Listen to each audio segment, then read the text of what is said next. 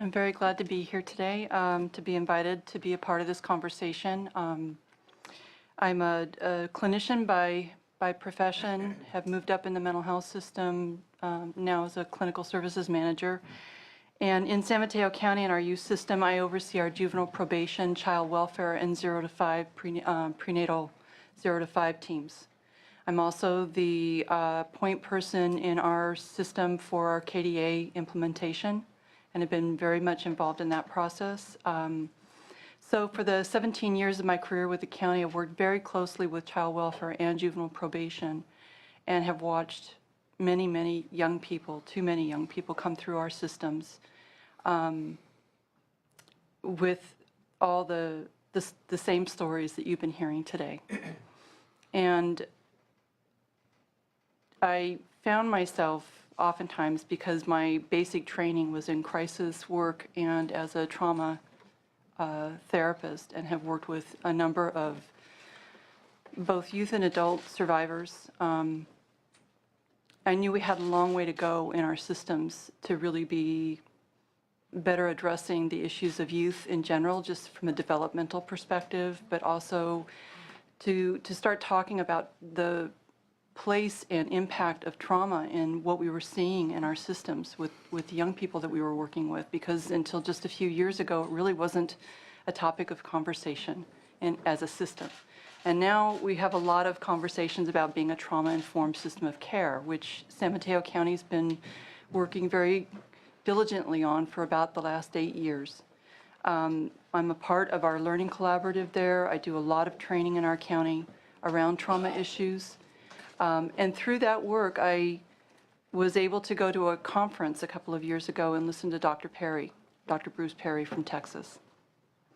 And it took everything I knew as a clinician, as a trauma therapist, and basically turned it on its head. And it kind of lit a fire for me in terms of understanding what I'd seen for so many years in the work that I was doing and in my own recovery, and helped me understand it from a very different perspective, and really filled in a lot of the gaps of what we were missing. And that was my biggest question, is watching kids go through our system, and I kept asking myself, what are we missing? Why are so many kids basically graduating out of our system and ending up in our adult system? And this gave me a lot of answers, and it kind of lit a fire. So I came back to my county and started on my campaign of bringing the neurosequential model of therapeutics to San Mateo County. So I was asked to come here today to talk to you about NMT. Our county has been working on this. We're now going into our 3rd year of studying and working with Bruce Perry and the Child Trauma Academy out of Houston, Texas. In the 3 years that we've been doing this, we were able to draw down Mental Health Services Act money for the first 2 years of training. We trained 38 staff in our youth system, including a number of staff from some of our community-based organizations that we partner and contract with, because we wanted it to be a regional approach. And we had staff from our 0 to 5 team all the way up to our transitional age youth team, so across our whole system, trained for a year in the NMT functional assessment tool. To say that NMT is an assessment is really to sell it short. It is really a philosophy. It's a way of understanding anyone's behavior through the lens of their neurodevelopment, and understanding the role that trauma and neglect and severe stress played in that development. It also calls for us to do our services in a very different way.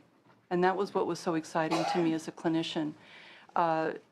For so many years, all we've been told is the best evidence practice is all of the cognitive behavioral therapy that we've been asked to implement in our systems that frankly don't work very well. And they don't work because they're really aimed at the thinking part of the brain. And when you understand what happens to a child's developing system when they're under stress and duress and trauma, you will understand that that part of the brain is really not the part that's going to help them heal. Where you need to start is with relationship, with activities, with sensory somatic interventions that help that person's neurological system heal so that they can learn how to self-regulate, so that they can benefit from the other kinds of treatments that we're doing. And when we find in our third year now where we're teaching this locally, as we're doing these different kinds of interventions, kids are learning how to self-regulate on their own, and their need for psychotropic medication starts to go away, just like the symptoms start to go away.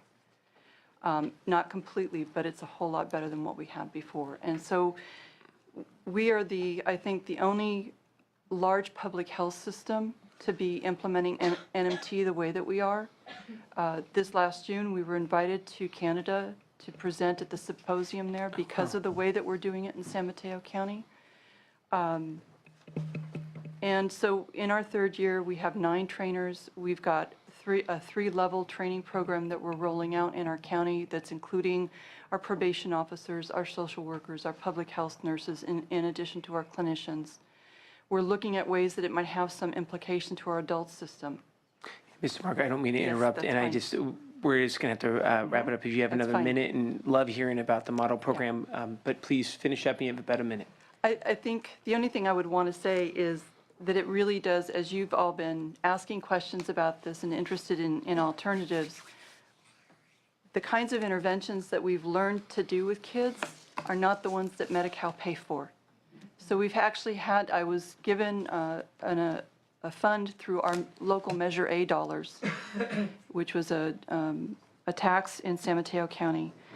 And I've spent this last year purchasing services like occupational therapy, speech and language, drumming, yoga, swimming, a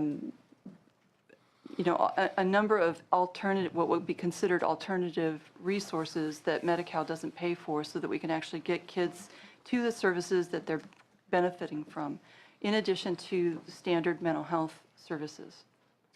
No, thank you so much. And again, I apologize. I'm not trying to be pushy. It's okay. My goodness. I'm just so grateful you're here. Thank you very much. Great job. Thank you. Thank you. Would like to be able to introduce Ken Barrick. He's the Executive Director of Seneca Family of Agencies, and Mr. Barrick is going to be giving us this testimony. Thank you, sir, for being here. Thanks for having me, and I very much appreciate the chance to talk to you all about this. Senator Hancock asked for 5 solutions, and she's my senator, so I'm under a little bit of pressure to perform here.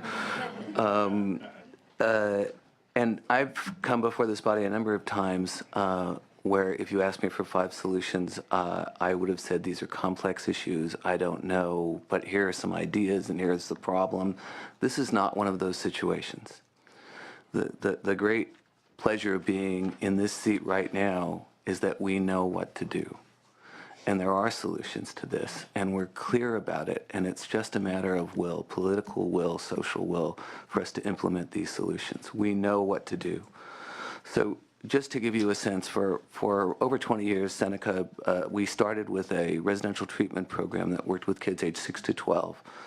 And this was, we called it above level 14. This was the facility for those kids who had been failed by every system time and time again. And they came in on medication cocktails that would be stunning and shocking to everyone in this room. And that was partly because no one knew what to do, because they were coming from places with staff-to-child ratios of 1 to 5, 1 to 6, even 1 to 4 in the very best. And we made a decision that we were going to provide the level of service that it took to serve those kids. And we did that with extraordinary commitments from a series of partner counties that felt strongly about it with us. So we did it basically with a 1-to-1 staff-to-child ratio. And we took every one of those children off medication. Every one. Because these were not kids who were coming in with psychotic process, even though they had been diagnosed with psychotic process. I don't think in the years we ran that program, we ever saw a kid who later in life was diagnosed with psychosis. These were profoundly traumatized kids. 3 years later, 90% of those kids were still off medication. So this was not take them off and put them back on. This was provide the level of support that's necessary, and you hear this time and time again, to help the kids get through those things that brought them there. So what are the things that bring kids to us? There are really three things. The first is anxiety, and when you look at that anxiety, it's caused by trauma, and it's caused by unpredictable living arrangements that are disrupted over and over again. And if you don't believe that that would cause anxiety, just think about going home and having your home not there and not knowing where your family was, and then try that over and over and over again. So we have profound anxiety. That anxiety is often read as attention deficit disorder. It's read as aggressive acting out. It's read as a lot of things, but underlying it is anxiety. We also see aggression. We see serious aggression. And that aggression stems from, again, traumatization, witness of domestic violence, and chaotic homes that are unpredictable. So we do see aggressive behavior. And third, we see profound loneliness. And that loneliness then is interpreted and read as depression and becomes depression. And I'm not talking about the kind of depression that everyone feels transitionally. I'm talking about the kind of depression where you can't move. I'm talking about the kind of depression where you can't think, where you're frozen. So here's the good news, is that we do know some of the solutions for this. Can I do 4 instead of 5? I grew up with the 4 questions, not the 5 questions. So, to deal with anxiety, we have developed a suite of services that we call wraparound, but wraparound is really a lot of services. And those services can help stabilize chaotic homes, can create settings that are strong enough to provide the support kids and families need, and can contain a number of other services, including some of the ones that you're describing that are not traditional psychotherapy services. When we think about aggression, we have very good intervention techniques. And by the way, all wraparound in California should be trauma-informed. And we're making the shift to where our wraparound programs are deeply and well trauma-informed. But when we think about aggressive behaviors, aggression is actually a healthy reaction to some situations in life. I know that sounds counterintuitive, but if you need to save your life and aggression is your only choice, you better learn to be aggressive. And what we need to do is help teach youth alternative behaviors, and through evidence-based practices like aggression replacement therapy, like cognitive behavioral therapy, that channel that aggressive energy towards more healthful solutions. And we know how to do that, and we have the therapies that can help do that, and we have the interventions that can help do that. And finally, loneliness, which is the most difficult and probably the most devastating. And yet, we haven't scaled family finding in California. We don't even know who all our kids' relatives are, where they are, how many of them would become a support network, because we've never scaled family finding. We've never scaled relative care to the place where we support relatives in a way that says we can make the decision to help support a youth in our extended family. So we have a suite of services that can ameliorate loneliness, and some of that is scaling the pool of highly effective and highly engaged foster parents. So as we look towards the solutions, and I'm clearly getting to my 4 minutes. And I'm gonna have to have you wrap it up in about a minute, and I apologize. I'm going to wrap up in 30 seconds. Okay, I apologize. We need a suite of crisis services that allow for immediate intervention. No youth in psychiatric crisis should ever go to a physical health emergency room.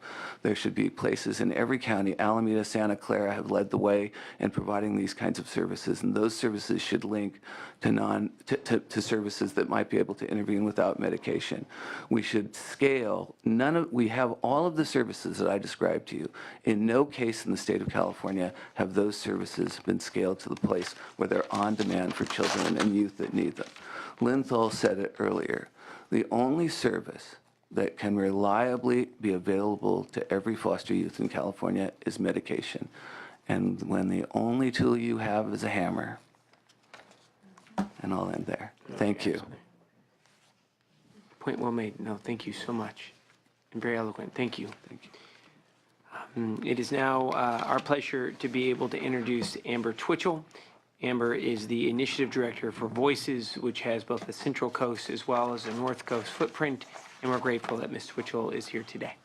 Thank you so much, and good afternoon / early evening to everybody. Appreciate everyone's time. As Chairperson McGuire said, I am the director of the initiative known as Voices. However, I want to point out that the title of director is a little bit of a misnomer. And the reason that that's true is because Voices is very much a youth-led, youth-driven initiative.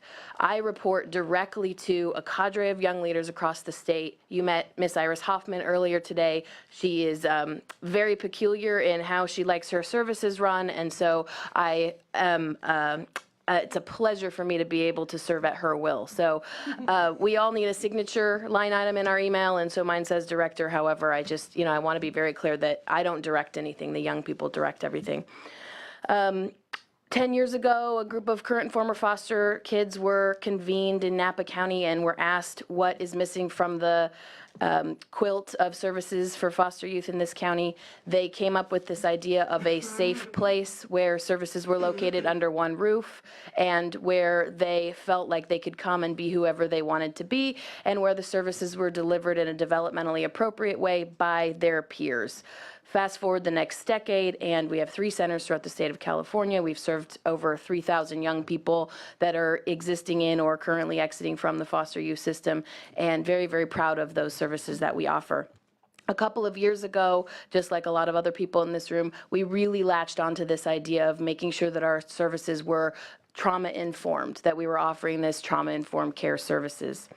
When we started exploring this, we had a couple of very important realizations. The first is that young people have to be ready to even talk about the fact that they have trauma in their past. We can't force those conversations. They have to be ready to talk about them. Then we have to help young people realize that past trauma is showing up as high rates of smoking or over or under eating or, all of these other horrible things that manifest themselves when young people are not coping with their past trauma, when it's just showing up on the outside. And then 3, we have to help them then cope with the anger that they feel when they realize that this whole time they have been using medication to help cope instead of these healthy mechanisms. And that they then have this label that's going to stick with them, just like we talked about. From this point forward, these young people have chronic mental health issues and/or psychotic behaviors, and they're sitting there talking to us, going, "Really, is that really who I am?" The other thing that we realized through this exploratory process is that we can't, the adults in the system can't do this, that this is most powerful when it's coming from their peers. When young leaders have the opportunity to talk to their peers and say to them, I have been through this, I know what you are feeling, I trust this doctor, please let me take you to him, that is when we're going to see the changes be made. We started our services by asking, actually, this is a coincidence, but Ms. Hoffman actually is our health and wellness coordinator at Voices Sonoma, so she really does run those health and wellness workshops. She goes in and talks to other young people and helps them to realize how their past trauma is showing up for them and helps them to feel safe in talking about what that looks like for them. And there really have been fantastic results that have come out of these processes. We've had young people come out and say to us, I did not know why I was cutting my arm up, but I know now that it's because I'm hurting inside and I really want your help. Or I didn't realize that I haven't been eating for months on end because I'm unhappy and because I have these feelings that I'm holding on to, but I really want your help. And so we've had these amazing results. The problem is that if we are not able to launch on that in that exact second, we may lose that young person's opportunity to really access these services. And the services may or may not be available at the county level, but it doesn't really matter if the services are there if the young people are not accessing them. And so, you talked about how things are kind of going this direction, and that is very much happening, and we don't know why. All we know is that if we can't get these young people into systems of care at that moment when they are ready, they may pass on that opportunity, and we're going to have, to then try a whole different cadre of solutions. The services that young people have the option to join, in my opinion, and what we've heard from the young people, are that they're just generally not youth-friendly. So whether or not that means that there's not enough access points, whether or not that means that the hours don't accommodate their schedules when they're trying to be in extended foster care and work and go to school and pay their rent and all these different things, whether or not that means that they can't find the doctors that are helpful for them, whatever that looks like, in general, accessing those services are not youth-friendly. And so what does that mean in terms of what some potential solutions can be? I think in talking with our young people, two have really come to fruition in terms of the work that Voices does. One is the need to really start these assessment processes at a very early age. And we've heard that, throughout this entire hearing. Individualized systems that youth respond to, systems that look at these predictive behaviors to be able to identify these needs earlier so that we don't have to launch into medication, so that we can send a young person out onto the basketball court instead. So really figuring out how within the child welfare system that can happen at a very early age so that these young people understand what it is that they are coping with.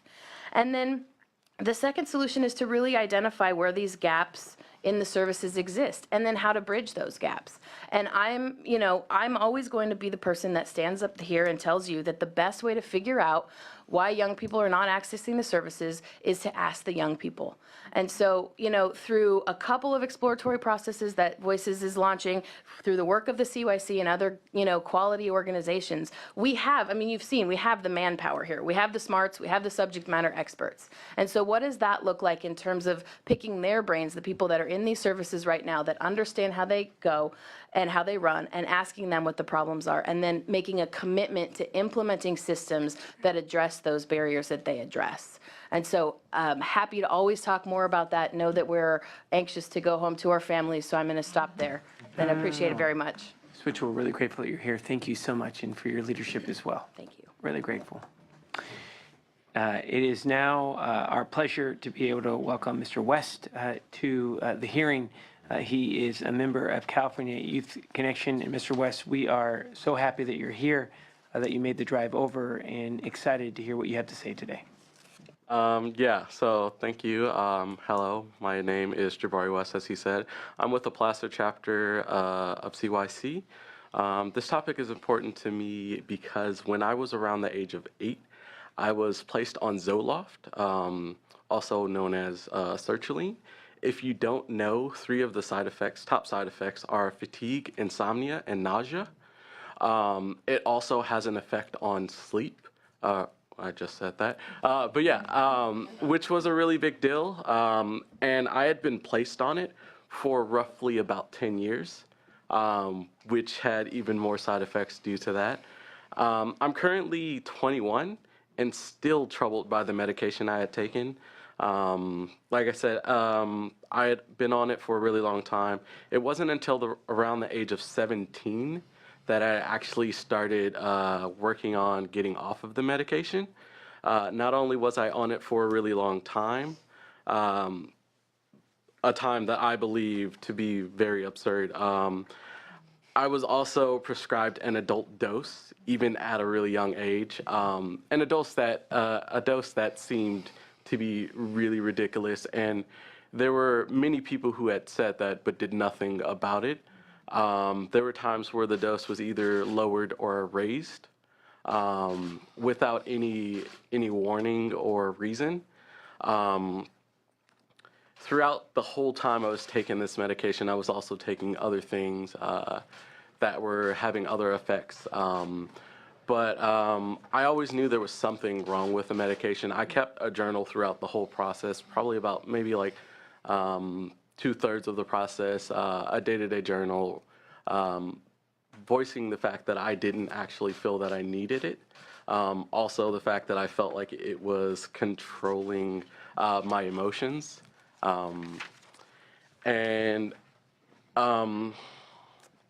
Let's see, after talking to a couple of people, I eventually realized that no one was listening. And then around the age of 17 to 18, I was actually taken off of it. Around the age of 16, my psychiatrist stated that the medication was actually making me manic depressive, which was the complete opposite of what it was prescribed for, which was even interesting then because she still did nothing about it. I argued with her. We had a kind of back and forth relationship where she would say one thing and then I would argue that it was different. And it was interesting because we were arguing about me. And I feel like I'm the best person to tell about me. So it was a really, really irritating relationship. And then after she finally caved in and decided that it would be good for me to get off the medication, but right before we started working on that, she quit. So I had to go through the process with a whole nother psychiatrist, which eventually, after a few sessions, kind of saw what I was saying, and eventually started working with me to slowly lower the dose of what I was taking. But it took me to have to actually threaten to not take the medication for me to actually get to the point to where they were leaning me off of it. Throughout this whole time, only one person that I had talked about with this had helped me. He was the therapist of a group home I had moved into at the age of 15.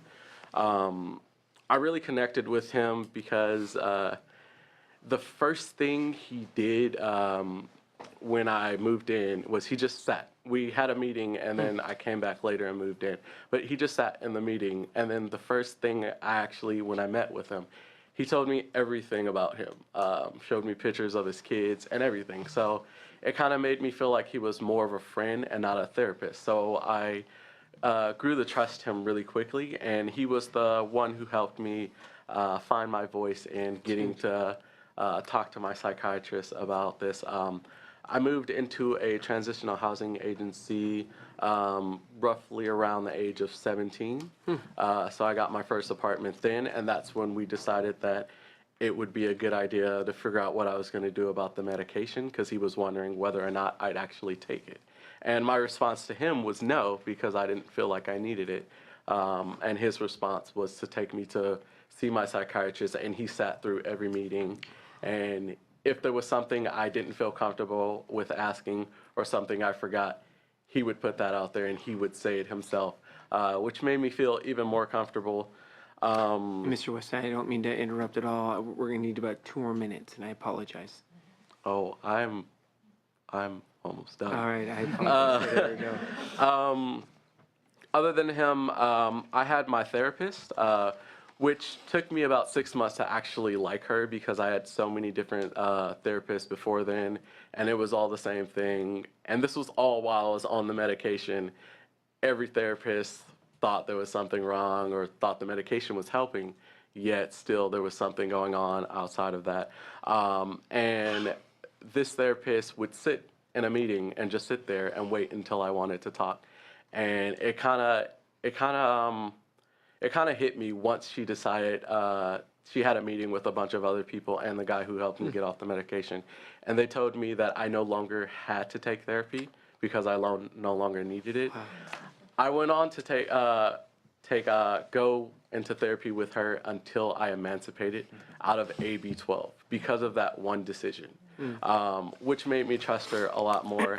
After all of this, the medication and everything, I ended up moving out of transitional housing at the age of 19 after I graduated high school from Castro Valley Adult School. I finished 2 semesters in less than 2 years in less than 6 months. Wow. And then finally I moved out this way to Rockland to go to Sierra College so I could pursue higher education. I currently now have 2 full-time jobs and live in my own apartment. Oh my gosh. Hey, give him a round of applause, my goodness.